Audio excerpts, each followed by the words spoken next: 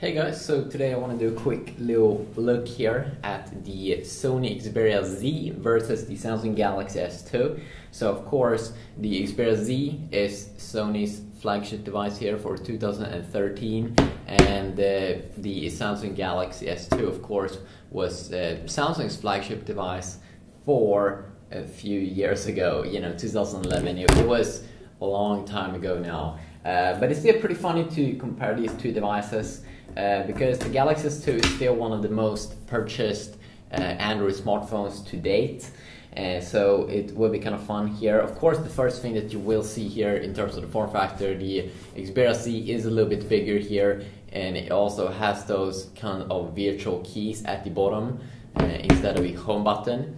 And of course, we also have capacitive touch buttons here on the Samsung Galaxy S2. And I'm pretty sure that if we go here to About Device, you can see I'm running Android 4.1 Jelly Bean. So of course you can get Jelly Bean right now for the Galaxy S2, same as you will get with the Xperia Z here. So if you take a look at it, the first thing of course you will notice that the screen is bigger here on the Xperia Z, that you get a 5-inch display versus 4.3-inch display. You can also see that they use different screen technologies. You get a TFT LCD display here on the Xperia Z, which a lot of people have been complaining about the poor viewing angles. If you look at the screen from the sides, it doesn't really look all that impressive. It also comes with Sony's Mobile Bravia Engine 2 that should enhance and make the performance better when you look at videos and pictures. But in terms of viewing angles like this, it is kind of disappointing compared to, let's say, the Galaxy S2 here. That, of course, the Galaxy S2, this is of course a personal opinion, but it's using this Super AMOLED screen here, and it has way better viewing angles, and the colors, of course, is way more vibrant here on the little Galaxy S2 here. But I definitely think that the screen looks better here with the AMOLED screen, especially right now when we are just looking at the home screens. A lot more color here. It also looks like a brighter display on the Galaxy S2, so I find that kind of funny. And also, of course, you get a 1080p resolution on the Xperia Z. You get a 1080p screen, 1920x1080 versus 480x800. So of course, pixel density on the Xperia Z is almost doubled. You get 200 ppi here on the S2 versus 400 ppi on the Xperia Z. So will this make a difference? Well, not extremely big difference, but if you read a lot of text and you like to have the text size very small, of course this is not my full review, this is a first quick look, but let's say you are in the Kindle app, which you can have read books and stuff like that, then of course it would be good there to have this 1080p display, but it's not going to make a massive difference for most people out there. And I also think that LCD displays, usually they are better at displaying the color white. And also, I haven't tried Xperia Z that much outdoor, made a comparison. I recently made a comparison video on my main channel, youtube.com/AdrianIson, where I compared the Galaxy S3 versus iPhone 5 versus the Xperia Z's screen comparison there. And of course, the Galaxy S3 is having the same kind of AMOLED technology here as the S2, but the S2 of course is a Super AMOLED Plus screen instead of using Super AMOLED screen. So could be interesting to know that the screen, it's a big thing for most guys out there. And if we continue on moving down the line here, of course, something that's very, very impressive with the Xperia Z is that it's dust proof and waterproof. So what that means is that you can pour water or other stuff on it, and it will still work. It also works underwater for 30 minutes, 1 meter, so you should be able to record videos and do all kinds of crazy stuff, watching movies and stuff underwater. So I think that's kind of impressive and cool, and it's pretty fun to know that you can do those things. Of course, the Galaxy S2 is not that, but the Galaxy S2 comes with a removable battery if you would drop it in water, so you can like save it up like that. Of course, both these devices also have an SD card option, so you can expand the memory up at least 32 gigabytes.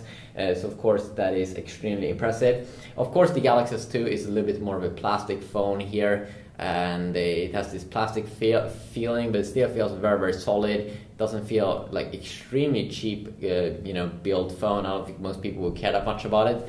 But then those people that really want to have a phone that feels good to hold in their hand, they will definitely prefer the Xperia Z a little bit more. That has like a cool rubber side to it, and then glass on the back and also on the front phone. And also this kind of rubber material that is on all of the sides, it's protecting the phone when you have it on the table like this. It doesn't move around because it's hitting the rubber sides and not the glass on the back, I'm pretty sure. So it doesn't have that Nexus 4 problem or iPhone 4 or 4S problem, like when you have it on the table and you want to zoom in, it doesn't move around. So it's kind of like a solid device in that kind of way. And also something that I did notice with the software here, pretty funny, was that when, of course the Xperia Z here is a quad-core smartphone, but still, when you go inside of the menus like this, it doesn't feel like quad-core. When I got the Galaxy S3, it actually did feel better, like the software has been optimized a little bit more. And if we take a look here at the dual-core S2, I actually think that it kind of feels like in the menus here, it feels a little bit snappier than the Xperia Z. Now, haters are gonna hate on that case, but I think that the software also must be way better. I think Samsung works a lot more on bringing better quality software to their devices, and of course they do have a lot more cash.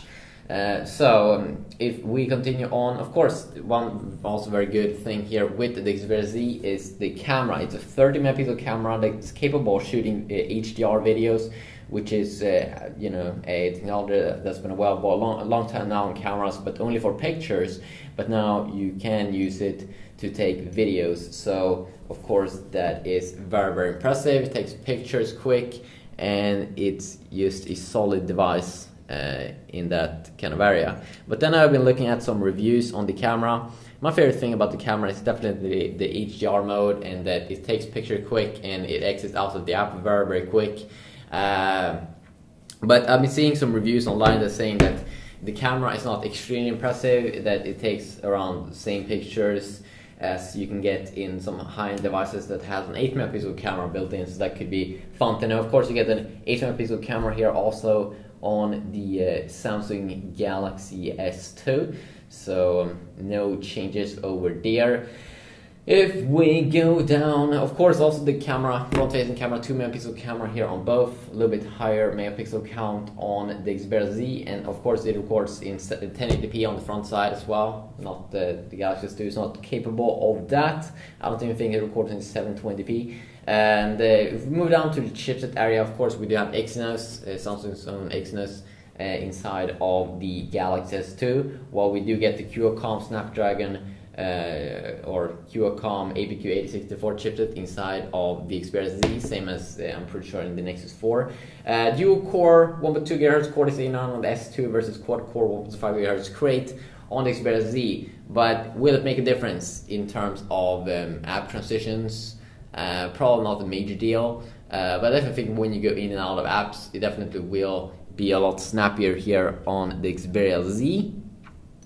Also, in terms of processor, you get the Mali 400MP GPU, of course, same as the Mali 400 GPU that Samsung usually use in the Galaxy S2. In the S3, they also use that processor, but it's higher clocked to around 400 megahertz, from what I've heard. While on the Xperia Z here, you get a better GPU, of course, because it's also more of an expensive device. You get the Adreno 320 GPU, same as in the Nexus 4, that I've been trying out many times, and it's performing very, very bad when I've been using it in games like Rockstar's GTA 3 and GTA Vice City games, but super awesome on Game Loft games, so that could be something that's good to know. And as I said, about the battery, you can't remove it on any of these two devices, or of course on the S2 here, but the S2 doesn't have a big battery compared to the Xperia Z, 1650 milliamps. Of course, you have you can remove the back, so you can have there are different variants out there, so you can expand the milliamps if you want to have a thicker phone. But you have a non-removable battery here on the Xperia Z, which is 2330 milliamps, so almost around 800 more milliamp power inside of the Xperia Z. And the Xperia Z is a cool device, and of course I will do like 4 reviews on a lot of the stuffs. But this was just a very, very quick first look here, and I definitely do hope that you have enjoyed it, and if you did, you can go and subscribe to this YouTube channel or my main channel or any other channel. And yeah, so of course also one thing, this Galaxy S2 that I have over here is not the LTE variant. So of course the Xperia Z here is a 4G variant, so it has like super awesome speeds. But that's not something that you will get on S2. But then also this one costs around twice the price. So it's totally up to you to decide. But just a quick look here. Hope you have enjoyed. Yeah, peace.